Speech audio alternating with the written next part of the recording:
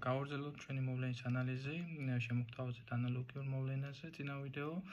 იგივე თეზისი გვაქვს სამოქალაქო ომი ინგლისში მე-17 საუკუნეში და ვიზუს იქნებოდა ეს მოვლენა დადებითი.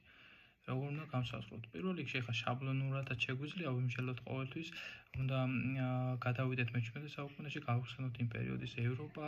გავხსენოთ სოციალური ფენები, გავხსენოთ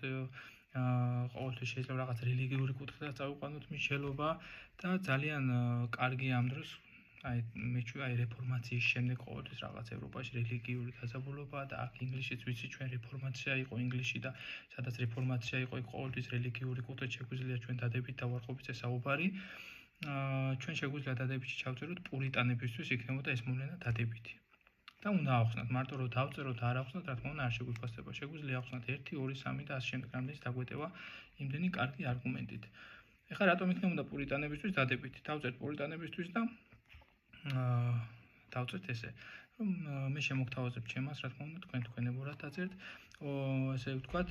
ომის დაწყების ჟამს პარლამენტის ჯარებს პარლამენტის ჯარები პურიტანებისგან შედგებოდა თავად ოლივერ კრომველის პურიტანი იყო სტიუარტთა მმართველობა კი აღნიშნებოდა პურიტანების შევიწროებით ომში გამარჯვების შემთხვევაში პურიტანებს მიეცემოდათ რელიგიური თავისუფლება აი ასე ხა ცოტა აკადემიურად გამართულად ბოლომდე ვერ ჩამოვაყალიბეთ მაგრამ რა თქმა უნდა როდესაც დავჭდებით ჩვენს გმერთან და გვექნება შავი ფურცელი შეგვიძლია ეს დებულება ესე ლამაზად ლაკონურად ჩამოვაყალიბოთ